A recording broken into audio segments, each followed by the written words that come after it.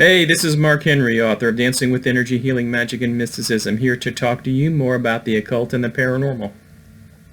Well, today I'm going to be talking about Azrael, the angel of death.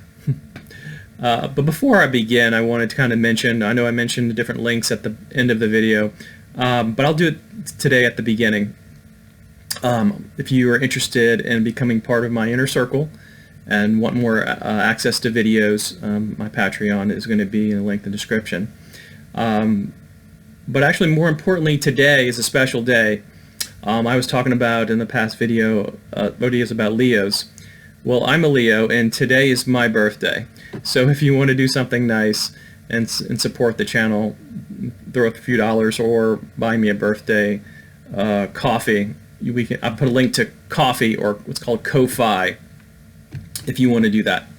But if you don't, that is completely okay. I do this because I like it. So let's begin. Azrael, the angel of death. Now, it is very easy to get Azrael confused with Azazel, which I've talked about in the last video. Azazel is a demon of wisdom, spelled very similarly to Azrael, but Azrael is not of the same darkness that Azazel is, so they are completely different, and please don't get them confused. I'm sure they don't like it anyway. Okay. Alright, so Azrael, he is considered the angel of death in Islam. He's one of the 4 archangels in Islam, and while he's mentioned in other traditions, it seems that this is the area where he is noted more than the other traditions. So the first time that I heard the name Azrael was as a child. This was, I think, maybe little kid, like, you know, little Mark in 1981, 1982. Just a baby. So I was watching the Smurfs. And if you're not familiar with the Smurfs, they have comic books. The comic books go back to, I think, maybe the 70s or the 60s. But it became an animated cartoon in the early 80s. And Smurfs are these little blue humanoid-like creatures. And I think they're real small. They're like, I think they're measured 3 apples high. And the arch enemy of the Smurfs is a hunchback wizard with a bad attitude named Gargamel. And Gargamel hates the Smurfs, and what he does is he wants to take them and turn them into gold. Now, how this relates to Azrael is that Gargamel has a sinister little cat named Azrael, and that's when I first heard of that name. Now, as I got older, I started to read about angels and different spirits and stuff, and I came across the name. I was like, why does that sound familiar? Oh, that's that cat. Exactly. Well, the entity, the angel of Azrael, is not connected to the cat, and I'm sure he probably would be offended by such. So, all Smurfs aside, back to Azrael. So Azrael is what's considered a psychopomp in Greek mythology, and that is an entity or spirit that will take you and escort you to the land of the dead. And I've always thought that, you know, that's a very kind type of thing to do. You know, here you are, you just died, you know, you're out of your body, you don't really know anything, you don't know anybody, you can't interact with the physical. Well, you're supposed to find your way, you know, by yourself. But no, you know, there are beings and entities that will take you by the hand and lead you to where you need to go. And Azrael is one of those angels that do that in the religion of Islam. He not only does that, but according to the information, he separates the soul from the body, extracts it at the time of death.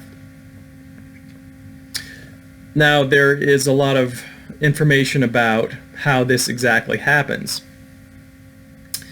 One thing that when I was researching this a while back, it actually said that if you are somebody who, let's say that you are somebody who has committed a lot of evil acts, perhaps, if we're using the monotheistic religions, have burdened with sin, and someone who maybe didn't repent, then what happens is that Azrael will basically rip your soul out of your body.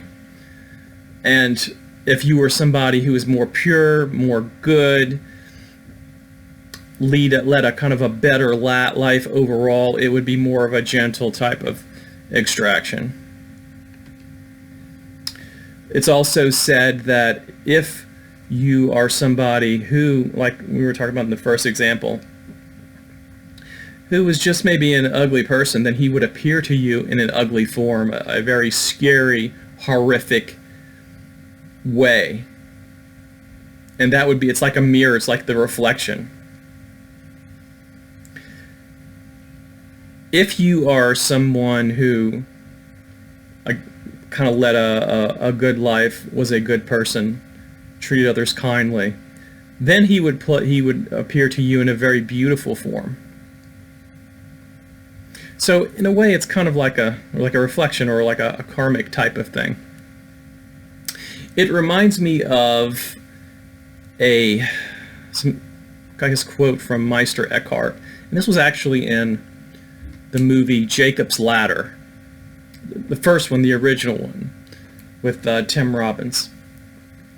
And basically what Eckhart said was that if you are somebody who, upon death, is very much attached to the physical, maybe there's trauma, maybe there are things that the person is linked to and doesn't want to give up, and what you would see are devils ripping your spirit apart from your body because you are clinging and holding and attaching. So you needed more force to do that. Of course, if you've made your peace, if you've let everything go, then it's not devils, it's angels who are taking you by the hand and leading you away gently. So that's kind of what I thought about when I was reading kind of that information. Well, anyway, so he is responsible for separating the soul from the body and in leading the person to the afterworld. And in Islam, they believe in kind of a heaven-hell type of situation. So he would lead you to whatever destination that you are going to. Now, what would happen, let's say, if you wanted to work with Azrael magically? Well, Azrael is responsible for a couple different things. One is, since he is considered a spirit that leads you into the afterlife, and he has contact with a lot of different spirits, and it's almost like a network, a very popular person. He'd be like an Instagram influencer with a lot of followers, So what he would, as far as magic is concerned, let's say you needed a certain type of spirit in order to work with a spell or something else, Azrael could conceivably connect you with that spirit. So let's say that, as a second situation, let's say that you are someone who lost someone through death. Azrael could help you work through the grief process. He has a death vibration. I, along my journey, have been introduced to Azrael, and he feels, the best way I can describe it, as cold stillness. So I can see how when other people have worked with him before, how they were able to write down, okay, so he's leading these people after death to their next their next destination. So anything that is in the context of death, you could conceivably use him for. Spirit communication, general death magic, those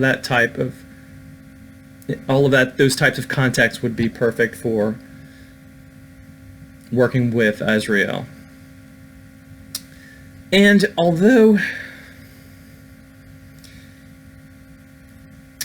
he has some scary type of images, like he is the stereotypical Grim Reaper type of image with the dark cloak,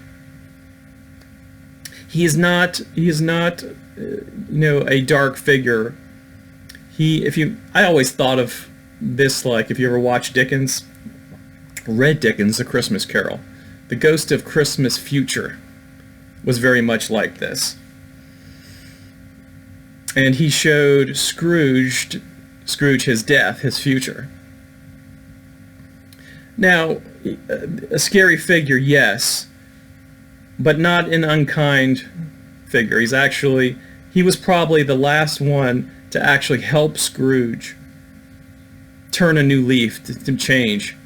He just said, okay, this is what's happening. This is how things are going to be. And, if you don't like it, you're going to have to change. And he did. So, that is it. Please let me know, what do you think of Azrael? Has anybody here worked with him? What type of things do you feel like you could work with him on? And that's basically it. So, again, I'll put some links in the description. And please subscribe and like, and I will see you in a future video.